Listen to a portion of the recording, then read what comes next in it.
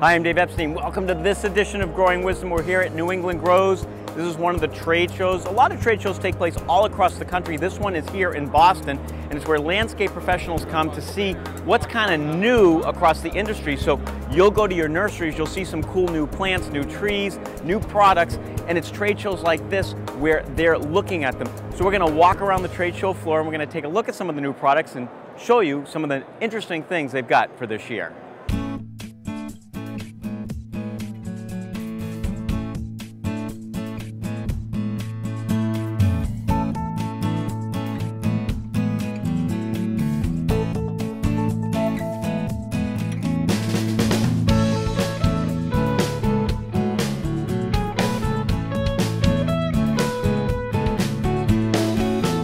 All right, so I'm over at the Proven Winners booth, and look at this color. Isn't that fantastic? So this would make a great filler in your annual containers. This is called Sweet Caroline Bewitched Imp. It's Hypomia.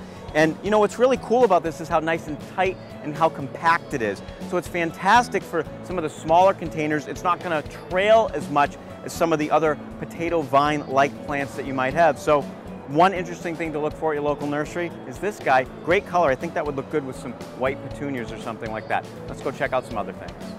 You know, growing your own food is certainly a trend that has continued to catch on. We've been doing it for a long time. And some of the things that you'll notice, the pots have now changed. So instead of a plastic pot for this little bit of time, this is a coconut pot. You actually just place this right in the ground. Labels have also changed, so you'll find more information on many of the growers' labels now. They're telling you exactly how to plant it, what is good about the plant, maybe even a recipe on the back if you want to grow some of your own food. So you've got some thyme here, we've got basil here, which you can see they've got the Italian basil, so if you don't know what Italian basil is for, what you'd use that for.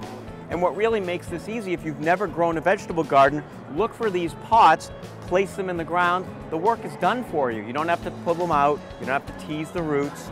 It's real easy, space them correctly, and you're good to grow.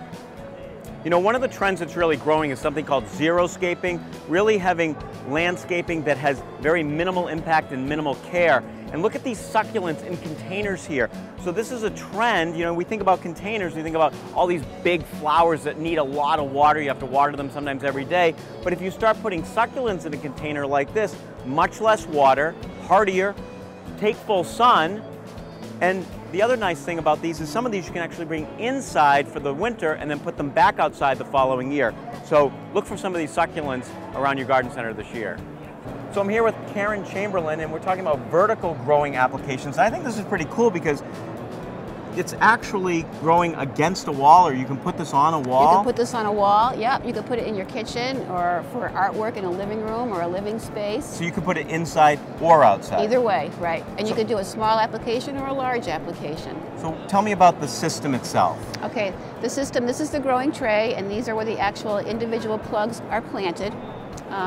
When you plant them, you plant it horizontally for a couple of weeks to let them grow. Okay. And then tip it up a little bit for 2 weeks, and then it grows vertical. That way you get a chance to root the plants. Kind of gradually get the plants acclimated to growing that way. Correct, right.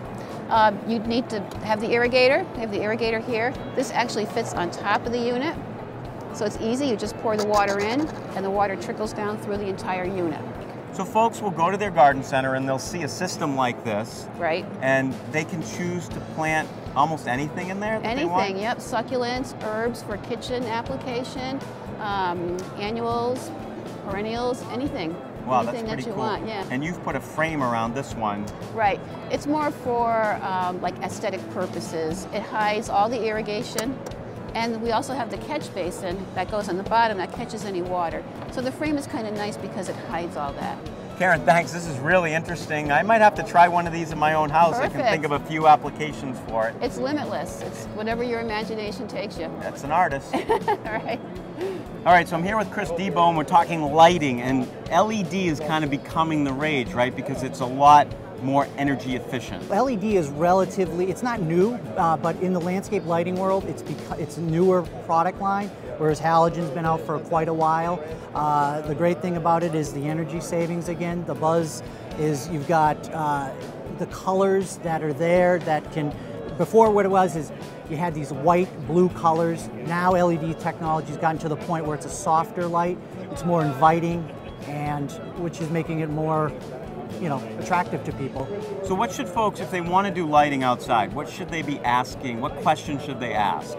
Well, when they're doing a lighting outside, what they want to do is, what do we want to light up? Where are the focal points? What do we want to accent? What kind of silhouettes we want to create, and what areas we want to focus on? Can an electrician come in? Is that how it would work? Generally, most of the people that are installing these are landscapers. Electrician can do it too, but a landscaper, you could install it without a license. It depends on certain cities and towns do have certain codes that you do have to follow, but anybody could pretty much put them in. Chris, thanks a lot. Very educational. Might have to light some of my pathways around the house this summer. Absolutely. Call State Line anytime you want. We'll help you out.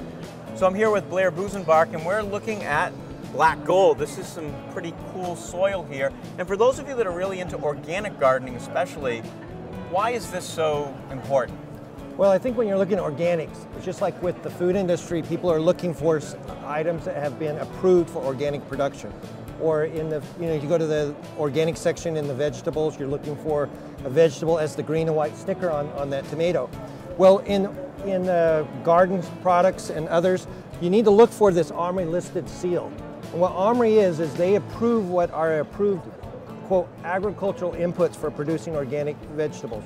And what we've done at SunGrow is with the Black Gold product line, we have a lot of products that are already OMRI listed. So the homeowners who are wanting to grow their gardens at home with following organic procedures, this is something that is professional quality, that's already OMRI listed, makes it a lot simpler. So folks can go to a local independent garden center and get something that, in a sense, they couldn't before. It was a professional. Right, exactly. You know, it's like, oh, I kind of get the inside scoop on soil. Exactly. Let me give you an example here. One of our products that will be now available in New England here, we're at the New England Grow Show, is the garden compost. Now, there's a lot of other composts out there that say they're organic and can amend the soil, but being the OMRI listed, I believe this is the only OMRI listed product here in New England that gardeners can use to be able to have that organic garden at home.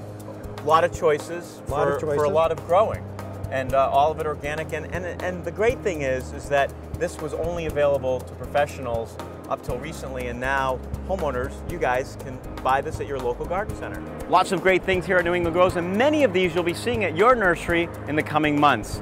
For Growing Wisdom, I'm Dave Epstein.